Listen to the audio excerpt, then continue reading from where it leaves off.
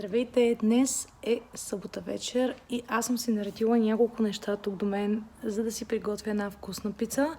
Тренирах преди малко. За тези от вас, които не са гледали последното ми видео, ако някой се нуждае от малко мотивация, нека да го изгледа. Все още съм червена. За сега успявам да тренирам всеки ден. Вече тренирам от една седмица без да спра и успявам да пия вода по 2 литра на ден. Единственото, за което все още не мога да успея, е да ставам рано. Много ми е трудно. Доста се измарям през деня и с Ванеса.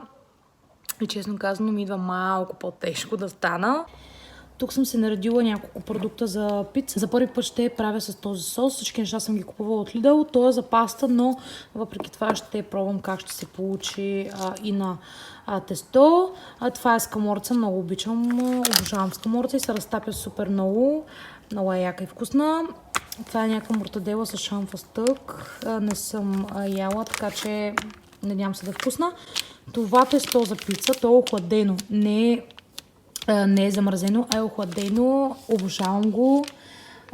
Просто се надува супер много и е като домашно. Много ми харесва и на вкус. Ще добавя една чушка, малко царевичка, гъбите, които сега седих, че ги забравих в хладилника. И най-накрая, почти като е готова пицата, мисля да добавя и няколко яйца. Получава се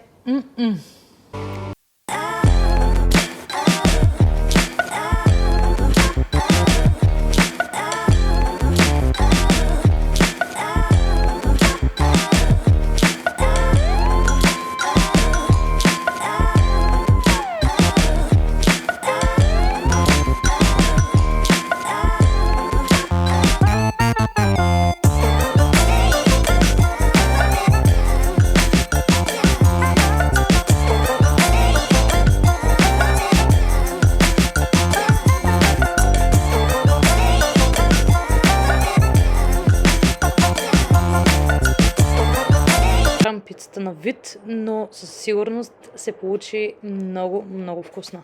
The next day. Здравейте! Нов ден, нова рецепта. Това, което ще приготвим в момента е суши. Сушито винаги го правя 3 вида, с краставица и сурими, краставица и сьомга и краставица и пилешко, което в момента ми е в турба и след малко ще си го направя, аз ще го панирам. Купила съм малко по-различни неща, които мисля да пробвам. Това е някакъв сладко-кисел сос. За първ път ще използвам такъв тип крема сирене. Но сега винаги съм слагала Филаделфия, но този път реших да сменя с друго. Това е оцета, който използвам. Той е от Lidl. Тези също са от Lidl. За съжаление бяха свършили корите от нори и се наложи да купя от друго място. Но да, започвам първо да панирам пилешкото месо, а след това започвам с ориза.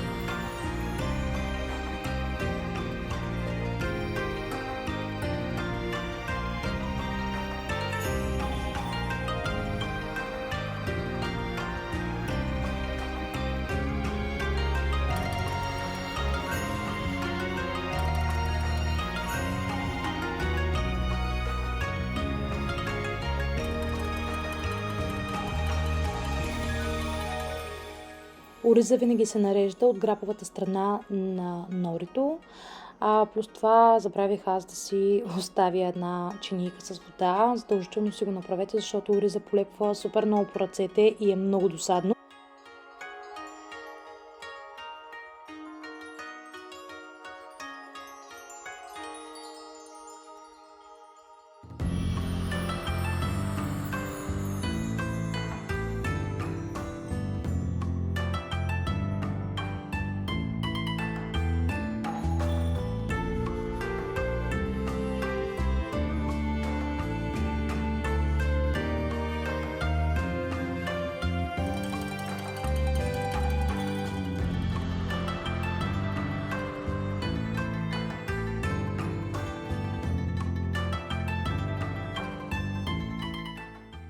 Сушито се получи много добре, много беше вкусно, но на някои просто малко съм прекалила с плънката и ми станаха доста дебели, а дори други не можах и да затворя хубаво със самата кора, затова трябва една идея по-мъничко да се слага, иначе е супер.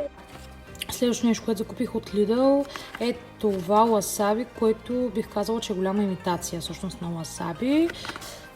Ето така изглежда, доста е рядко и да, като цяло аз не обичам, така че и следващото нещо е този сладкокисел сос с зеленчуци вътре и ананас, който е ужас. Наистина е ужасен, това е като някаква трошия в сладкокисел сос, даже соса не бих казал, че е сладкокисел, по-скоро накиселява и определено изобщо не си отива с сушито.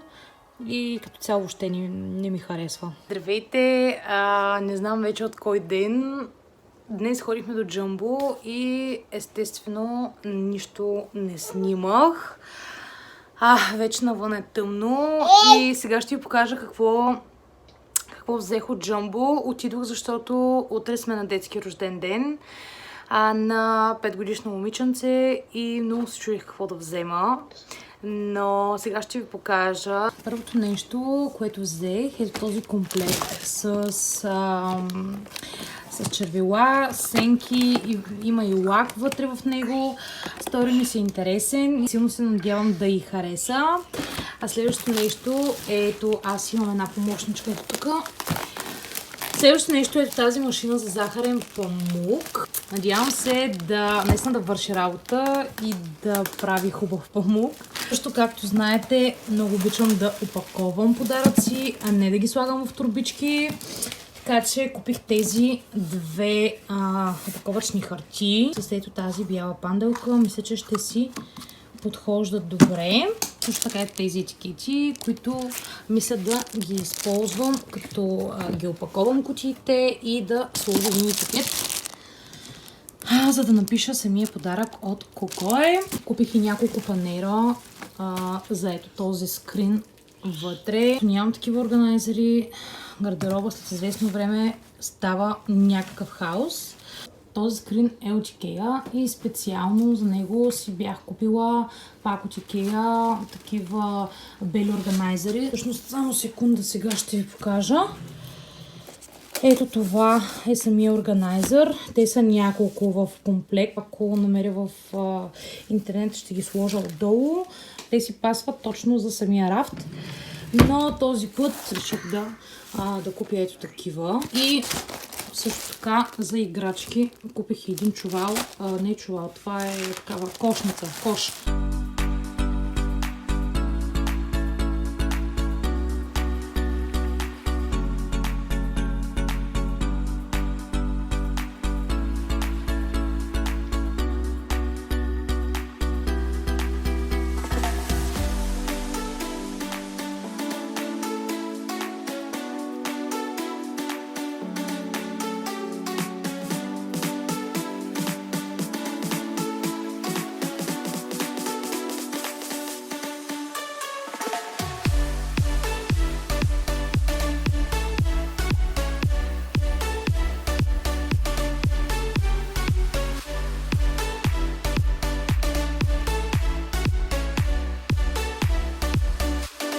Ние си оправихме и след малко тръгваме за рождения ден. Даже малко закъсняваме, като трябва да пътуваме сега до Бургас.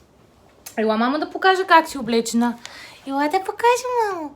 Уау!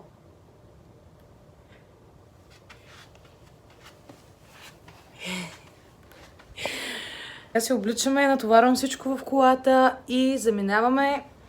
Аз току-що си направя един бърз грим на косата, честно казано, не знам, нито съм я изправила, нито нищо. Най-вероятно ще я пусна така.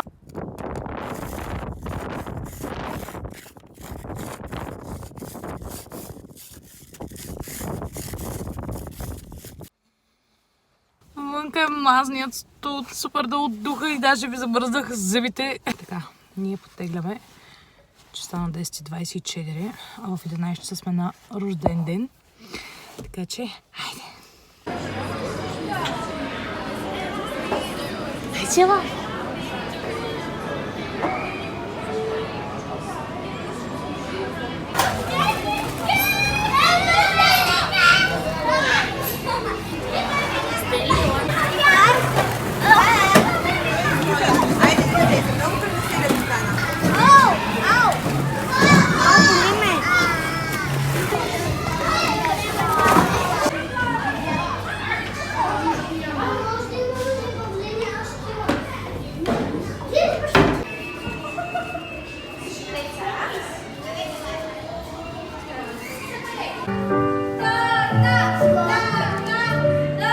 Happy birthday to you. Happy birthday to you. Happy birthday, happy birthday, happy birthday to you.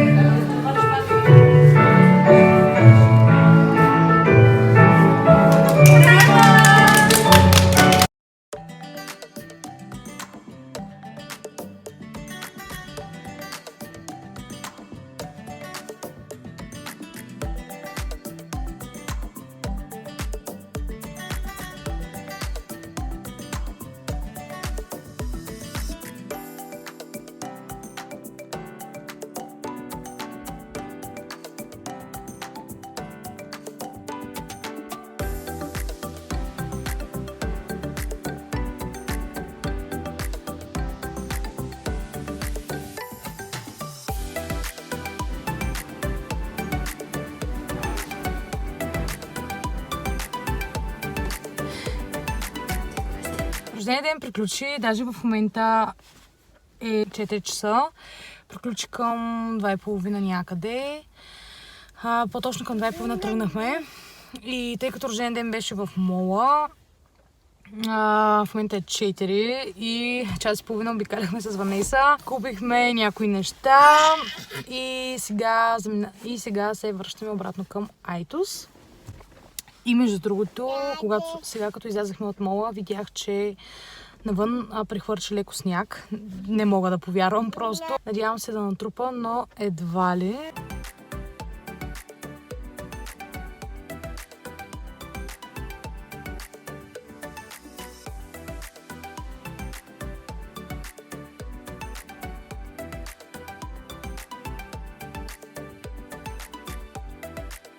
Така. Ние се прибрахме най-после от Бургас. Даже вече навън леко се стъмни. И да, сега ще ви покажа всъщност какво си взехме от мола. Този път сравнително се въздържах и съм взела 2-3 неща. Не съм взела много, тъй като по принцип нямам нужда от нещо конкретно. Да, въпреки това сега ще ви покажа. Обръщам камерата. От DM взех ето тези пюренца. Тя много ги обича. И взех няколко. 2 солени и 1 сладичко. И другото, което взех е ето тази гъба. Не съм ползвала гъба от много отдавна. Не знам дали ще бъде хубава, защото повечето гъби са едни такива, които въобще размазват изключително много гъма по лицето и въобще не стават за нищо. Надявам се тази гъба да не е такава. По принцип ползвам, най-вероятно сте видели вече, докато съм се гримирвала, че ползвам такава овална четка, от която съм изключително доволна. Да, ще я пробвам тази гъбичка. Тя беше между другото за 5-6 лева, ако не се лъжа. Следващото нещо, което купих е ето тази много сладка тениска. Тя е от Кик и беше намалена на 6 лева. И следващото нещо пак от Кик. Между другото нищо не си харесах в Пепко. Аз снимах... Бях снимала някакви неща, които така ми направиха впечатление, но не съм купила нищо, защото нямам нужда. Следващото нещо, което отново е от Кик за 12 лева. Ето това комплектче, блузка и панталонки. Много е сладичко. И последното нещо, казах ви, че този път не съм купила много неща. Една блуза от New Yorker, най-обикновена. Цвета изобщо не се личи на камерата какъв е. Спортен, точно в мой стил. Аз много харесвам такъв тип свичери. Тя също беше намалена на 10 лева. А след покупките се захванах и с правенето на една бърза баница. Тази баница, която правя аз, е изключително бърза и лесна. яйце, сирене и това е основно плънката ми. Отгоре я поливам с яйца и газирана вода и става изключително хрупкава и много вкусна.